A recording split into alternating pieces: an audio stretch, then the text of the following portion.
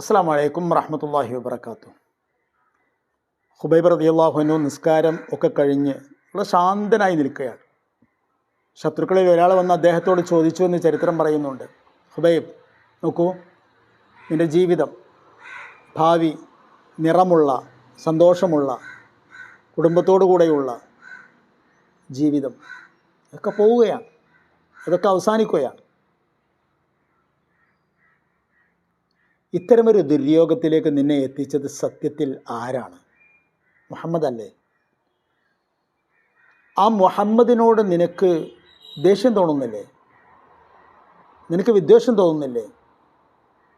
അല്ലെങ്കിൽ നിൻ്റെ ഈ സ്ഥാനത്ത് മുഹമ്മദ് ആയിരുന്നുവെങ്കിൽ എങ്ങനെ ശിക്ഷിക്കപ്പെട്ടത് അല്ലെങ്കിൽ ശിക്ഷിക്കപ്പെടുന്നത് മുഹമ്മദ് ആയിരുന്നുവെങ്കിൽ എന്ന് നീ ആഗ്രഹിക്കുന്നില്ലേ എന്ന് ചോദിക്കുന്നുണ്ട്. അപ്പോൾ അദ്ദേഹം ധൈര്യമായി പറയുന്നുണ്ട്, എൻ്റെ പ്രവാചകൻ്റെ കാലിൽ ഒരു മുള്ളു കൊള്ളുന്നത് പോലും എനിക്ക് ഓർക്കാൻ കഴിയാത്ത, എനിക്ക് താങ്ങാൻ കഴിയാത്ത, എനിക്ക് സഹിക്കാൻ കഴിയാത്ത ഒന്നാണ്. അദ്ദേഹം ആ സമയത്ത് ചൊല്ലുന്ന ഏതാനും വരികളുണ്ട്. ഇസ്ലാമിക ചരിത്രത്തിൽ വികാരോജ്വലമായി എന്നും അയവിറക്കപ്പെടുന്ന വരികളാണ് ആ വരികൾ. അദ്ദേഹം പറഞ്ഞു, വലസ്തു ഉബാലി ഹീന ഉഖ്തലു മുസ്ലിമ അലാ അയ്യി ജംബിൻ കാന ലില്ലാഹി മസ്റായി. കുറേ വരികളുണ്ട്. ആ വരികളുടെ തുടക്കമാണ് ഈ വരി. വലസ്തു ഉബാലി, ഞാൻ പ്രശ്നമാക്കുന്നില്ല, ഹീന ഉഖ്തലു മുസ്ലിമ, ഞാനൊരു മുസ്ലിമായി കൊല്ലപ്പെടുമ്പോൾ, ഒരു മുസ്ലിമായി മരിക്കപ്പെടുമ്പോഴുള്ള വിഷയം എന്താണെന്ന് വെച്ചാൽ അവിടെ നിരാശയില്ല, അവിടെ വേദനയില്ല. കാരണം ഈ മരണം കഴിഞ്ഞാൽ തൊട്ടപ്പുറത്തുള്ള സെക്കൻഡിൽ അയാളെ തേടിയെത്തുന്നത് അല്ലെങ്കിൽ അയാളെ പുൽകുന്നത് ഒരു അനുപമമായ നിത്യതയാണ്. എന്നെന്നും ഒരിക്കലും അവസാനിക്കാത്ത സുഖത്തിലേക്കാണ് ഈ വേദനയാർന്ന സെക്കൻഡിലൂടെ അയാൾ കടക്കുന്നത്. ഇതൊരു മുസൽമാൻ്റെ തിരിച്ചറിവാണ്. അതുകൊണ്ട് തന്നെയാണ് ശരിയായ ഈമാനുള്ള ഒരാൾക്കും മരണം ഒരു വേദനയായി തോന്നാത്തത്. ഏതായിരുന്നാലും അദ്ദേഹം പറയുന്നതാണ്, ഒരു മുസ്ലിമായി കൊല്ലപ്പെടുമ്പോൾ ഞാനതൊരു കാര്യമാക്കുന്നില്ല, ഞാനതൊരു പ്രശ്നമാക്കുന്നില്ല.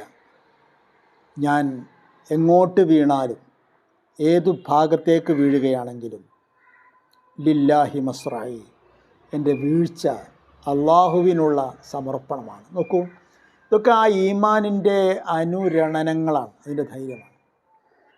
ഏതായിരുന്നാലും അദ്ദേഹം വധിക്കപ്പെട്ടു. പരസ്യമായി അവർ അദ്ദേഹത്തെ തലയെടുത്ത് കൊന്നു. എന്നിട്ട് അദ്ദേഹത്തിൻ്റെ ഭൗതിക ശരീരം കെട്ടിത്തൂക്കി.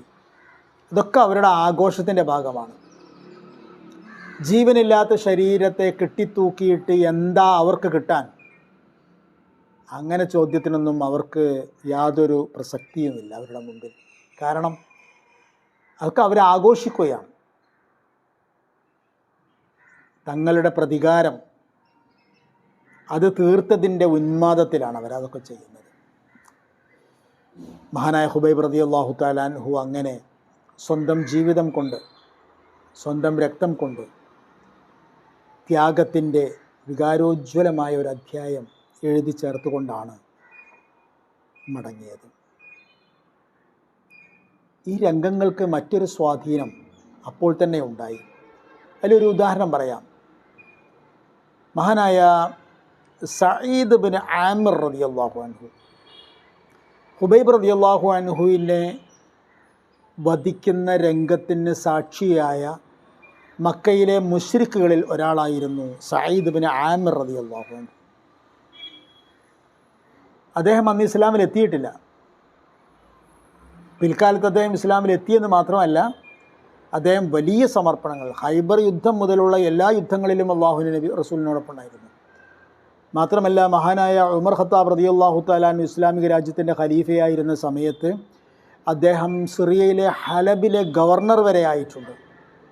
അതിനേക്കാളേറെ ഏറ്റവും പ്രധാനമായി എടുത്തു പറയേണ്ട ഒരു കാര്യം യർമൂക്ക് യുദ്ധമാണ്. ഇസ്ലാമിക ചരിത്രത്തിലെ ഏറ്റവും പ്രധാനപ്പെട്ട വികാരോജ്വലമായ അധ്യായങ്ങളിലൊന്നായ യർമൂക്ക് യുദ്ധം. ആ യുദ്ധത്തിൽ കൈസാരിയ പിടിച്ചടക്കുന്ന ഒരു ഭാഗമുണ്ട്. അതിന് നേതൃത്വം കൊടുത്തത് മഹാനായ സഅദ് ബിൻ ആമിർ റളിയല്ലാഹു അൻഹു. വളരെ നല്ല സഹാബിയായിരുന്നു, കരുത്തുറ്റ സഹാബിയായിരുന്നു. അദ്ദേഹം ഈ രംഗത്തിന് സാക്ഷിയായി.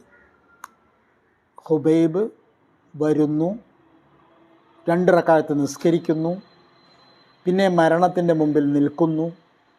അള്ളാഹുവിന് വേണ്ടി കൊല്ലപ്പെടുന്നതിൽ എനിക്ക് യാതൊരു പരിഭവവുമില്ല എന്ന് പാടുന്നു, പറയുന്നു, തെളിയിക്കുന്നു. ഇതൊക്കെ കണ്ടപ്പോൾ അദ്ദേഹം ചിന്തിച്ചു. ആര്? സഈദ് ബിൻ ആമിർ റളിയല്ലാഹു അൻഹു എന്ന് ചിന്തിച്ചു, ഇങ്ങനെയൊക്കെ മരണത്തെ സ്വീകരിക്കുക, ഇങ്ങനെയൊക്കെ മരണത്തെ വരിക്കുക എന്ന് പറയുമ്പോൾ അതൊരു സാധാരണഗതിയിലുള്ള സംഭവമാകാനുള്ള സാധ്യതയുണ്ടോ? ശരിക്കും സത്യസന്ധമായ ഒരാശയമായതുകൊണ്ട് അല്ലേ ഇങ്ങനെയൊക്കെ മനുഷ്യന് മരിക്കാൻ കഴിയുന്നത് എന്ന് അദ്ദേഹം ചിന്തിച്ചു എന്നാണ്. പിന്നെ രാവില്ലാതെ പകലില്ലാതെ ഇതേ ചിന്തയായിരുന്നു സഈദ് ബിൻ ആമിർ റളിയല്ലാഹു അൻഹുവിൻ്റെ മനസ്സിൽ. ആ ചിന്തയാണ് അദ്ദേഹത്തെ ഇസ്ലാമിൽ എത്തിച്ചത് എന്നാണ് പറയുന്നത്. അസ്സലാമു അലൈക്കും വറഹ്മത്തുള്ളാഹി വബറകാതുഹു.